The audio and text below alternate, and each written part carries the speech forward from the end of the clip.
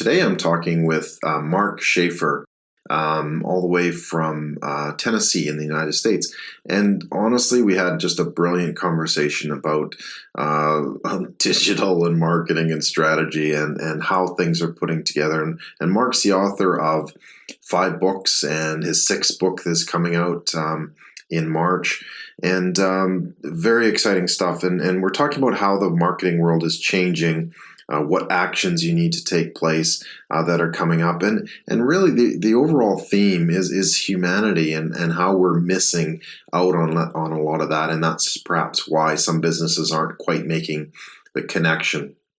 They have not that they don't have any humanity, just that they're not expressing it. So it's a matter of how do you actually take that and apply it to your business. And as well, looking at artificial intelligence, and you might be surprised that, where things are headed with that. So we take a look at that and managing marketing disruptions as well. So fascinating talk with Mark Schaefer coming up next. Thank you.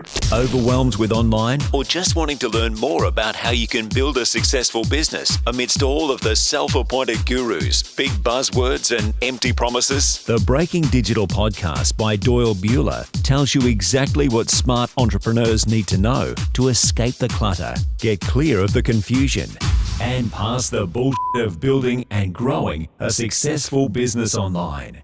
It's about digital leadership and delivering the best value for your business online to your audience. Now, here's your host and author of the book on digital leadership and online marketing, The Digital Delusion, Doyle Buehler. All right, so welcome back to Breaking Digital.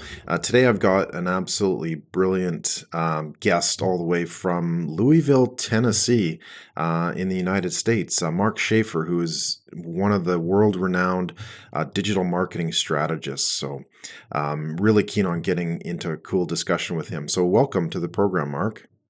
Well, Doyle, it's such an honor to connect with you. I enjoyed meeting you a few months ago. And it's, you see, when you meet people face to face like that, you never know where it will lead. So I'm so happy to be on your show. Yeah, no, thank you. And you mentioned that you've actually been to West Coast Australia as well, to Fremantle and Perth, which is fascinating. Yeah, I used to work for a company called Alcoa, and they've got big operations in Western Australia. And yeah, so I got to visit. I loved the area, just absolutely loved it. One of the most beautiful cities I've ever been to, with amazing people. In fact, I just love Australians, period. They're some of the most, I mean, I've never met an Australian I didn't like. Okay. Well, that's good. Well, Maybe I haven't been there long enough. Yeah, maybe so, but yeah, there's a few bad ones, so don't worry about that. Yeah, no, it's fantastic. So, Tennessee is your home, and tell us a bit about yourself, Mark. You've obviously got like amazing credentials, but let's hear it from you. Well, I worked in the corporate world for about 30 years, and had the opportunity to work with some amazing brands, amazing companies. I've worked with Coca-Cola and Anheuser-Busch, and over the years, I've worked with Dell and Microsoft and Johnson and Johnson, LexisNexis, a lot of great companies, really global brands.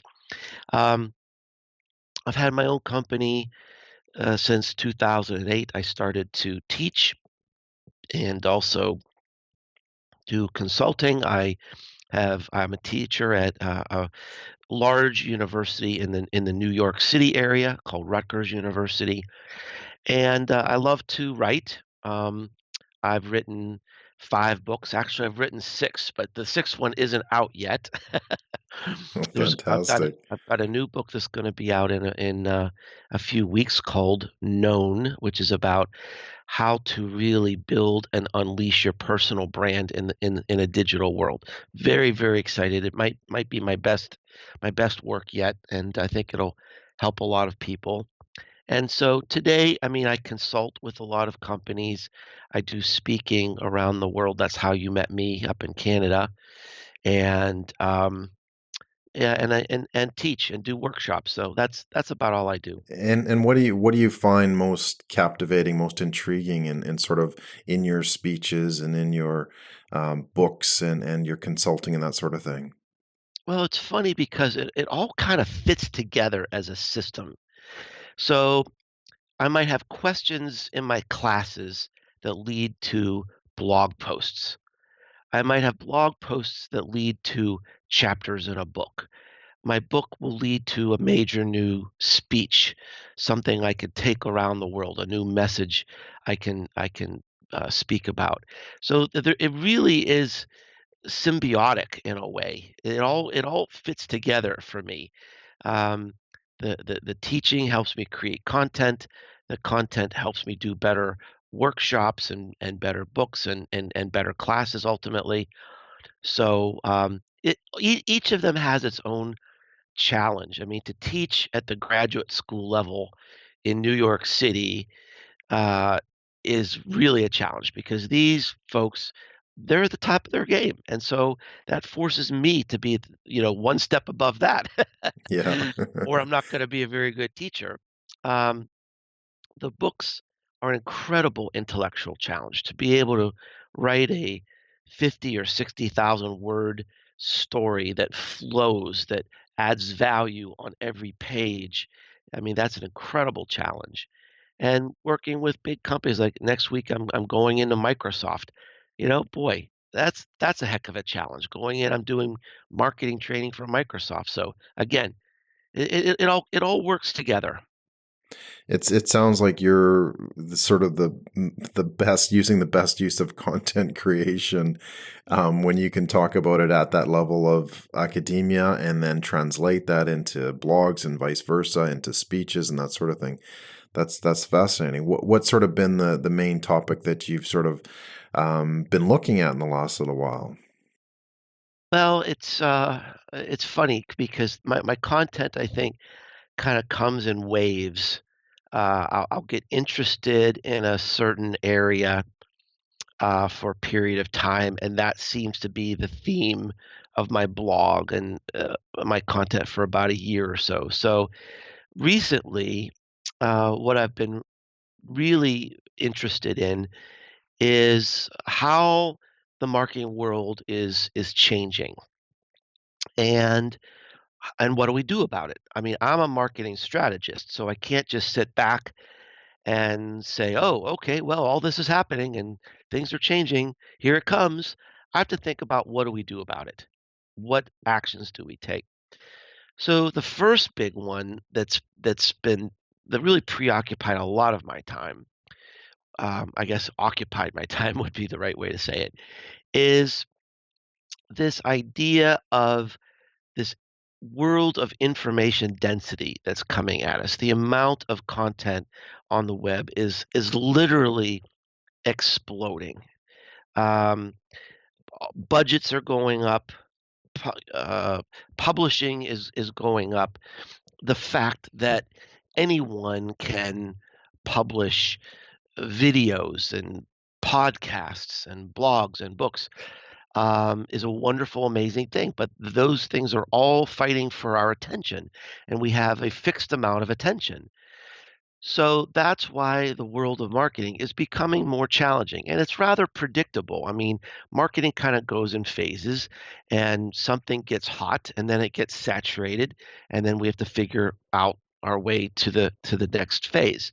So I wrote a book about that called The Content Code, and so that took up a lot of my time. And in that book, I talk about 6 different strategies to cut through this information density, to give your content and give your message the very best chance to get out.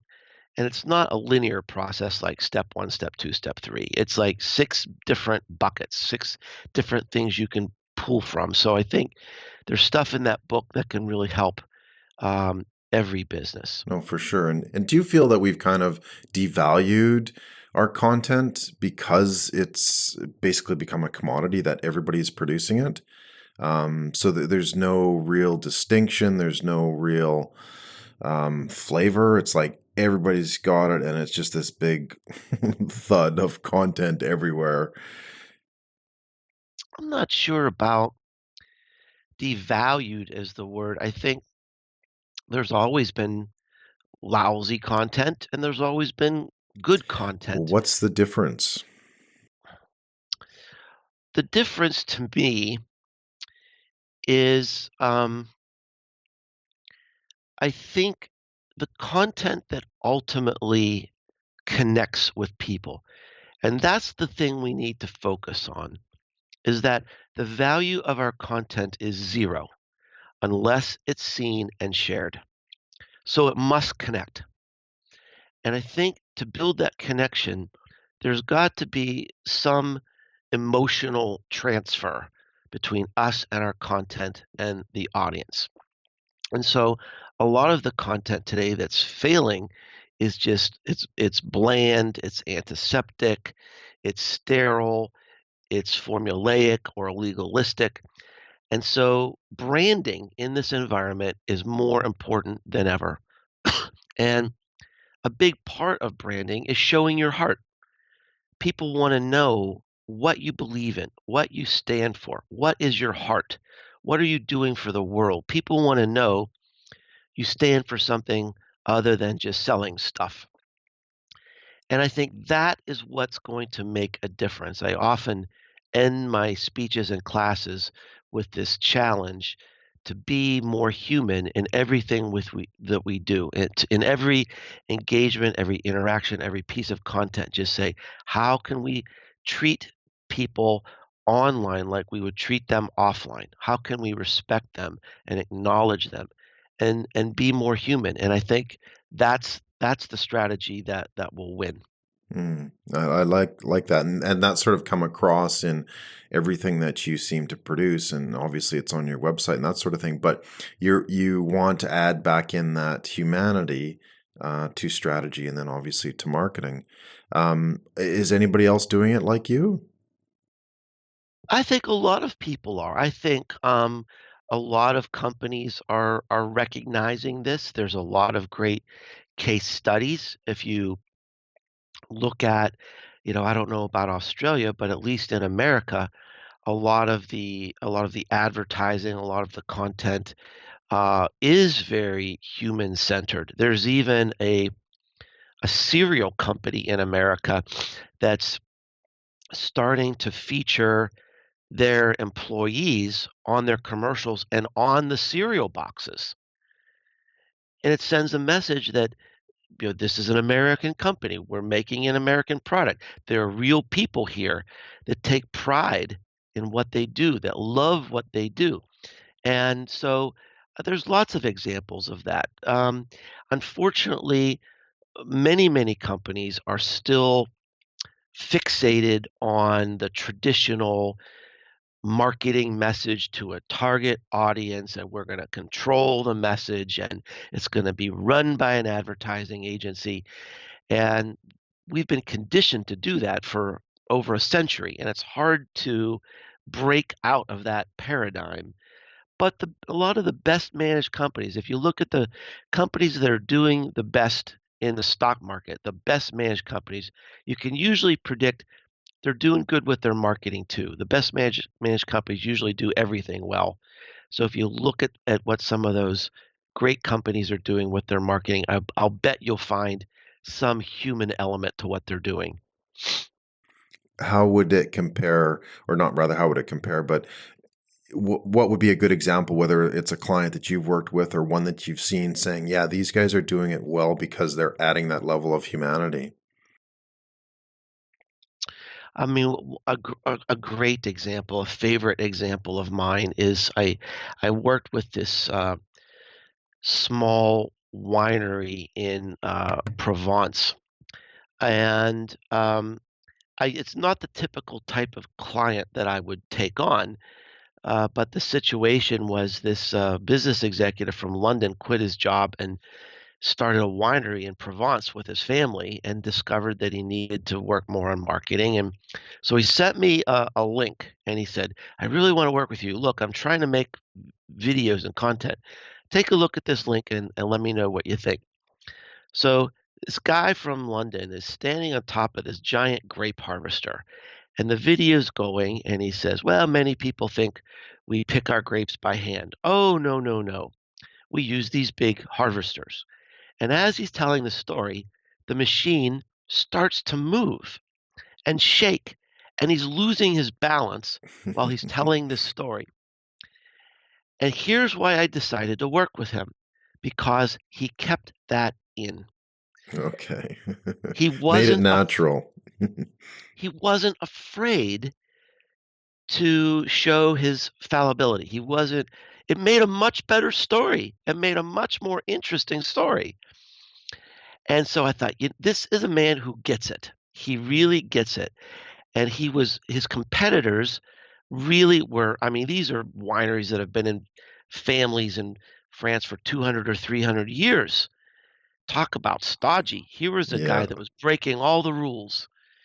So we had great success together, uh, and he continued to make amazing human content for years, and he's still doing it today. I worked with him for about 3 years, but he's still doing it today, and he's built this amazing audience that has just gone on this ride with him because he shows the good, the bad, the beautiful, the ugly. He made a video.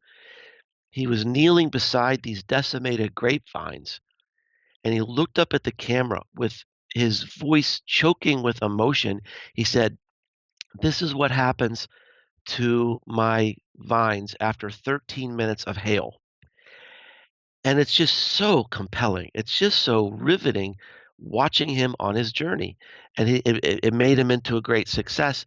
But that is ultimately bringing this humanity. And I see lots of companies doing that today. And that's really, authenticity too. It's saying this is the real story. And I think perhaps that's we've kind of gotten away from that because it's been so, sterile and plasticized or whatever. Is that kind of why he's sort of been able to get that reach? Because it's like, hey, this is real. This is me. I'm telling it like it is. This is my business. Well, I'll give you an example of how this all played out for him. So he built this audience, and it grew and grew and grew, and he was able to take this data to his retail customers and show how many people from his area or from their city were interested in their wine, and his wine sales grew. And in the third year, he created this video that showed how to open a wine bottle with your shoe. Yeah, I remember seeing that one. That was your guy. That was him. Now, Wow. here's the interesting thing, Doyle. Last time I looked, between his website and YouTube, I think this thing has had 15 million views. It's Wow. the greatest small business marketing success story in history. But here's what's interesting. If you Google how to open a wine bottle with your shoe, you'll Mhm. find 6 videos. The other 5 were made before him. Oh, really? So it wasn't even original. Yeah. But the most views any of the other videos had was 1,000. Mm. Now, why did his get 15 million? Here's the reason. Because it wasn't a party trick. It was video number 222. He kept It was going. it was chapter 222. So by this time he had brought this audience along with him that was riveted by his story, that was poised to ignite his content. It does take time. That's one of the things I've learned doing the research for my new book, that to be successful, to break out and be heard, it takes more than passion. It takes more than a great idea. The most important thing is endurance, is constancy, is patience. Because in the digital world, very rarely is there an overnight success. I interviewed more than 100 people for my new book. None of them broke out in less than 2 years. So, Fascinating. yeah, and it took him 3 years to have the viral hit. But the main thing is that he didn't give up. He did not give up. In a 3-year period, he created about 230 videos. He created about 300 blog posts. And I mean, he had assistance from other people that worked with him, and but he hung in there, and he was consistent. He was patient, and his business has been a fantastic success. No, that's fantastic. But why do you think that there's that mindset then that there should be an overnight success? Is that sort of just our feeling of fame and that things should work a lot quicker than they actually do? That's a great question, and I think it's because we we somehow get intoxicated by this idea of the viral video or the viral whatever. And we might see a musician or an artist or a writer have some sort of flash of success. First of all, that rarely occurs. If you really look at the backstory of some of these people, they have been working for years and years and years before they hit this success. But this concept or this idealistic fantasy that you can, make one great thing. And here's the other part of that. If you make one great thing, that doesn't necessarily change your world. Doesn't necessarily change your business. It might just flash out.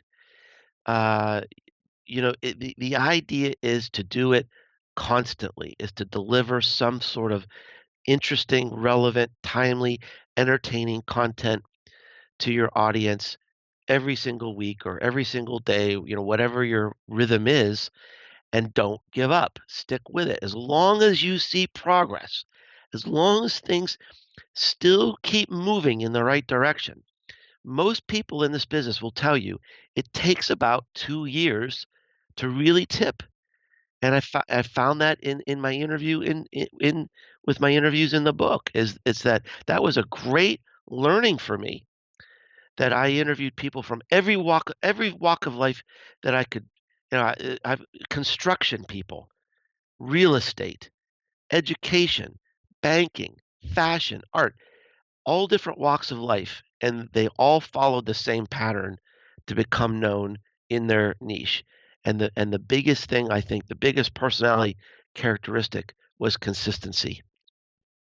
No, that's excellent. That's a good word to put it in place. Um, Moving on to sort of other strategies and that sort of thing, what do you see the industry changing? Like obviously humanity is part of that, but what other concepts are coming? Not concepts per se, but strategies that are, and what can we do for the businesses out there, the marketers, to kind of help them in that path? Well, I think there's a couple big things coming down the road, and I think 2017 is going to be a milestone year, a crossroads in many ways. I think the amount of change we see in the marketing landscape is going to be profound. And this is going to be largely led, I think, by uh, artificial intelligence. Up until now, if you look at like IBM Watson is probably the flag bearer for artificial intelligence right now. And if you look at their commercials, they're doing these gimmicky things like a cognitive compute address designed by cognitive computing, or a menu or a drink, and it's gimmicky. But we're now starting to see pipelines being built into artificial intelligence that are going to change business, our lives, and specifically marketing in amazing ways, in ways that are going to change the way we work. And today, one of the frustrations about the marketing technology uh, ecosystem is that there's not a lot of differentiation. A lot of these people, they just do all the same things. They're all trying to find some little way to tweak some, point of differentiation out, and it's all very vanilla. But that's going to change, I think, because artificial intelligence is really gonna transform our ability to be smart about our customers, to be personal with our customers. And the irony is one of the things it's going to enable is chatbots, which is about you might think, well, that's the least human thing that you could possibly do. But I think that's actually going to humanize companies because they're going to become so good, they're going to be better than humans. We're going to have we're going to have the best customer service. We're going to have the best uh, targeted products for our customers. We're going to have advertising and offers that are going to meet you at your point of need in unbelievable ways that are going to use big data and artificial intelligence. So it's very, very exciting. And I think it's going to provide a more human experience. I mean, I don't know about you, but I've had some customer service experiences lately where I hated the human experience. Yeah. Well, I had one today, as a matter of fact, with the internet.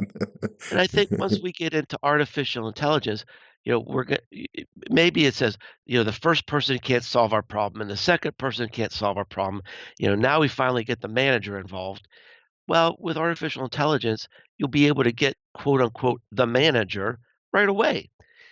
So I think that's going to be something that's going to be very, very profound, and I think 2017 is the big year for that. So how should we how should businesses and campaigns and agencies implement that sort of thing?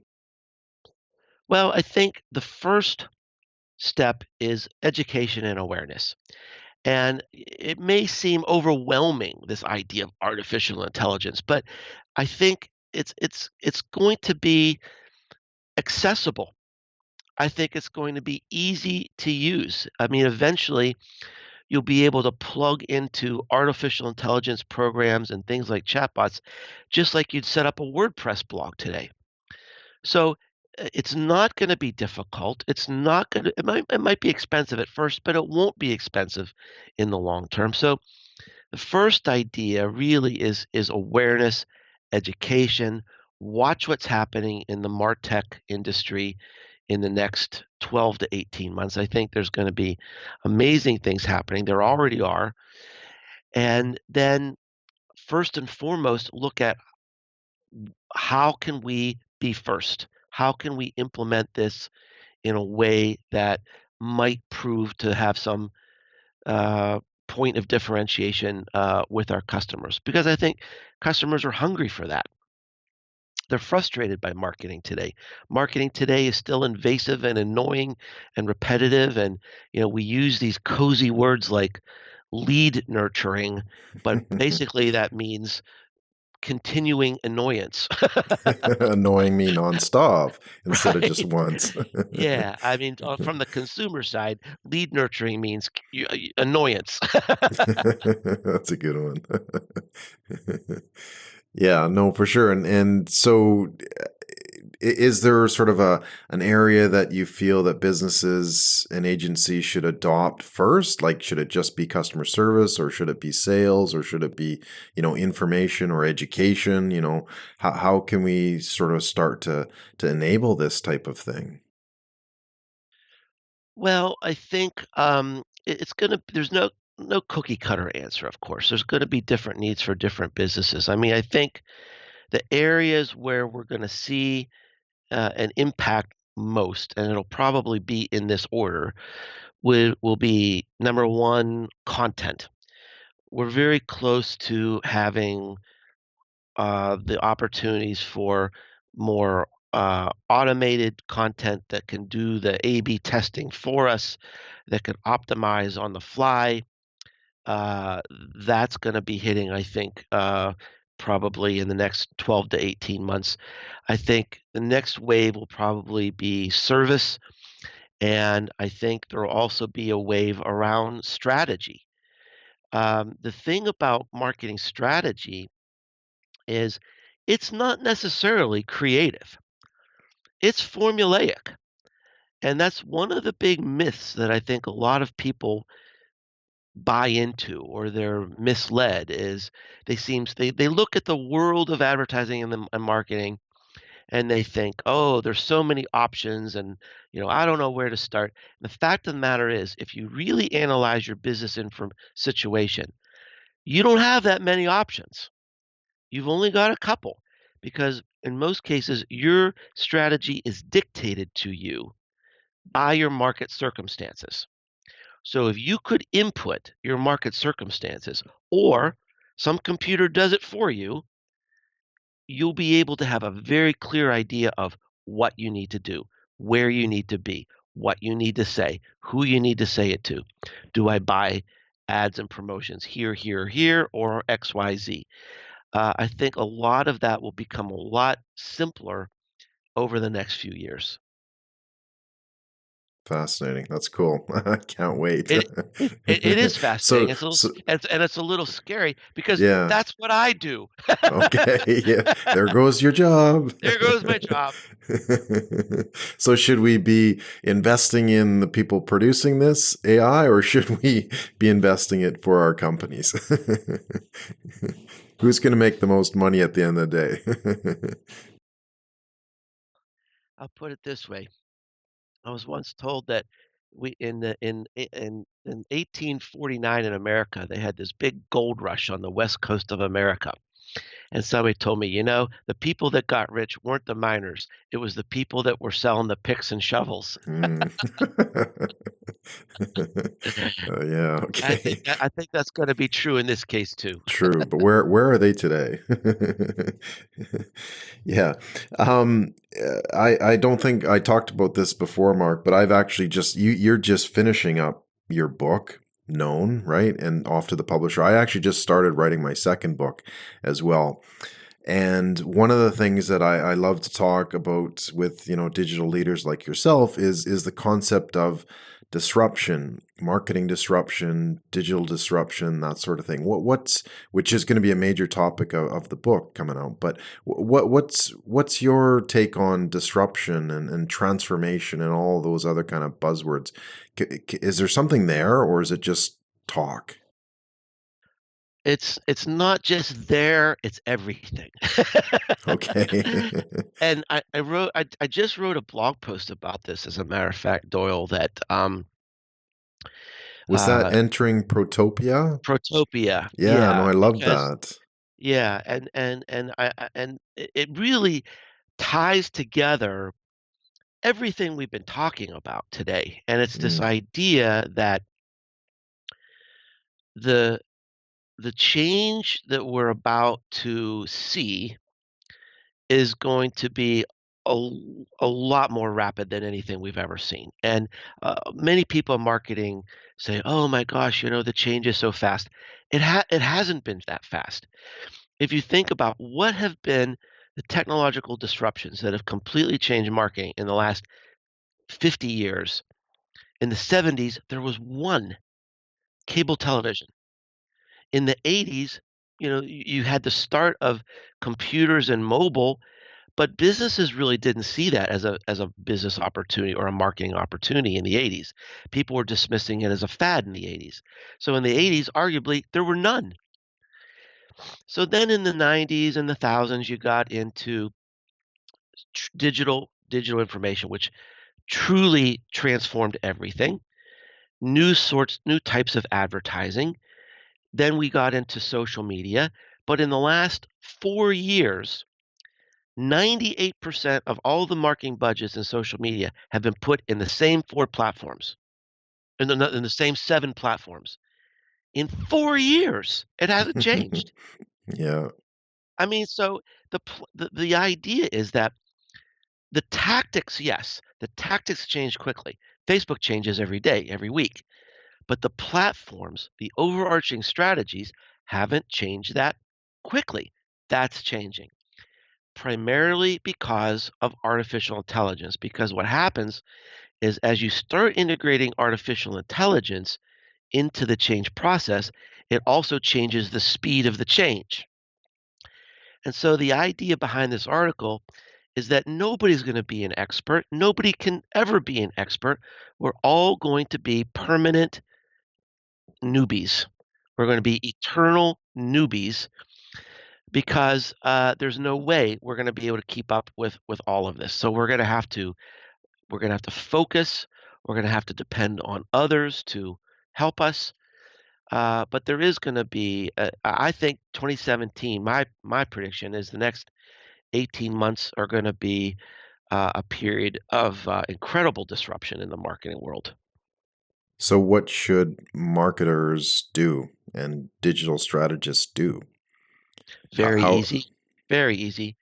Hire me, buy and my books. your website is Businessesgrow.com. Um, perfect.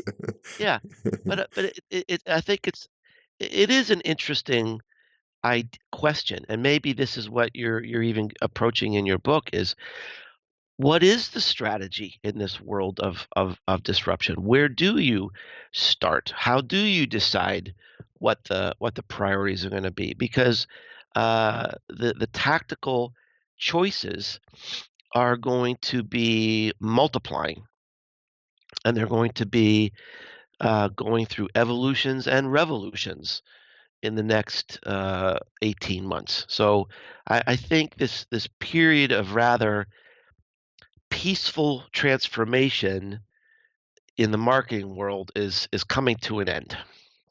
Okay, so wake up. Smell the Wake up. coffee. Yeah, wake up. Read Doyle's books. Oh, okay. Well, and Mark's, you've got more than me. Yeah, but you've got more books on digital transformation than me. Oh. Well, that's okay. No, that's I don't know where to go next, Mark. It's like you've blown my mind.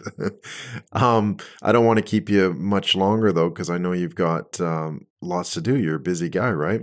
What sort of final words of advice or encouragement would you give to businesses out there to say, hey, this is what you can do, or whatever. Just tell me, please. Well, I think, this theme about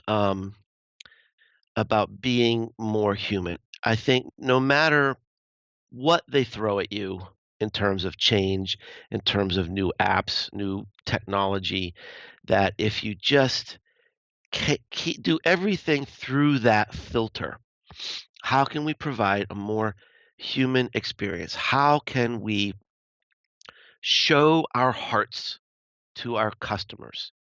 How can we connect to people who need us, who are suffering, and show compassion and show empathy and listen and learn and be humble and connect to people online like we would in real life? That is going to be a huge key. And I think there's going to be a tendency in this new world to take shortcuts and to get lazy in some ways and maybe rely on technology too much, to rely on technology for jobs that humans should be doing. So we need to look at this carefully and think about how do we use technology not to create new barriers, but to tear down barriers between us and our customers. And how do we use technology to be more human, not to be more automated? I think that will be the real key. I'm certain of it. That in the end, the most human companies will win. That's fantastic. Um, pardon me. Yeah, no, I really there's some fascinating, brilliant ideas there, Mark, and I'm sure you could probably put those into another 3 or 4 books as you get into it. Well, I've got more ideas than time. Yeah, well, maybe you could get AI to create some books. There you go. Your next Yeah, project. the world couldn't handle another an AI Mark Schaefer. Well, My wife has a hard time yeah. handling just one. Oh, okay. Well, how do we know you're not AI already? You don't. Yeah, there you go. No, cool. It's been a wonderful conversation, Mark. I really appreciate what you've been able to add and help and all the insights that we've gone through. What's the best way for people to contact you, and when is your next book coming out again? Well, you can find everything out about me at businessesgrow.com. I had to call it that because nobody can spell Schaefer. And you can find my blog called Grow. I've got a podcast there called The Marketing Companion that I do with my friend Tom Webster, that it's absolutely interesting and hilarious. And I've got tons and tons of resources, free resources for businesses of every size on my website. And the new book is called Known: The Handbook for Building and Unleashing Your Personal Brand in the Digital Age. And that will be out by March 1st. Wow, fantastic. Looking forward to it. I'll have to pre-order on Amazon then. It's. I think it's going to help a lot of people. I think it's going to be becoming known today is a great source of competitive advantage. Yeah, no, for sure. The Whatever. personal branding, yeah, is super critical, and maybe we'll have another interview another time just talking about that. I'd love Anyway, that. no, that's cool. Let's book it in. No, again, I really want to thank you, and for all the listeners, we'll have a transcript, and we'll have links to Mark's work as well on breaking.digital as well. So, thanks again, Mark. Really appreciate your time, and we'll see you guys online next time. All right, cool. Thanks, Mark. Awesome. This was a great interview. Oh, thank you. You No, you asked questions that people normally don't ask, so that was fun. okay, good. So I kept you thinking, did I? Oh yeah, absolutely. Oh, that's fantastic. No, thank you again for spending that time with me. And we went a little bit over. I hope that's okay. I No, hope you don't that's have. fine. Yeah, cool. Yeah. So I'll probably produce the episode in the next 2 weeks or so, and Awesome. I'll send you the links, and then yeah, go from there. So Thank you, Doyle. yeah, no, I really appreciate it, Mark. Thanks Take again, care. and have a All right. wonderful day. All Talk right. soon. Bye-bye. Bye. Thank you very much for listening to Breaking Digital, the podcast for smart entrepreneurs wanting to become true digital leaders in their industry and to own online. If you have any comments on the program, please feel free to connect on Twitter at Doyle Buehler with the hashtag #OwnOnline. I would really appreciate it if you could share this podcast with your network, as I'm sure they will get some value from it for building their successful business online as well. You can find the resources that we talked about, as well as the transcript and full podcast for download on thedigitaldelusion.com/podcast or on iTunes or on SoundCloud. I'm Doyle Buehler, and I will see you online. Thank you for listening to Breaking Digital with Doyle Buehler. While he goes and makes a sandwich, you can find all of the notes, links, and details on this podcast by visiting thedigitaldelusion.com/podcast. Go on and click that now. www.thedigitaldelusion.com/podcast. I'll definitely click that. If you'd like a free copy of the book, The Digital Delusion: How to Overcome the Misguidance and Misinformation Online, just send an email to doyle@thedigitaldelusion.com. See you online.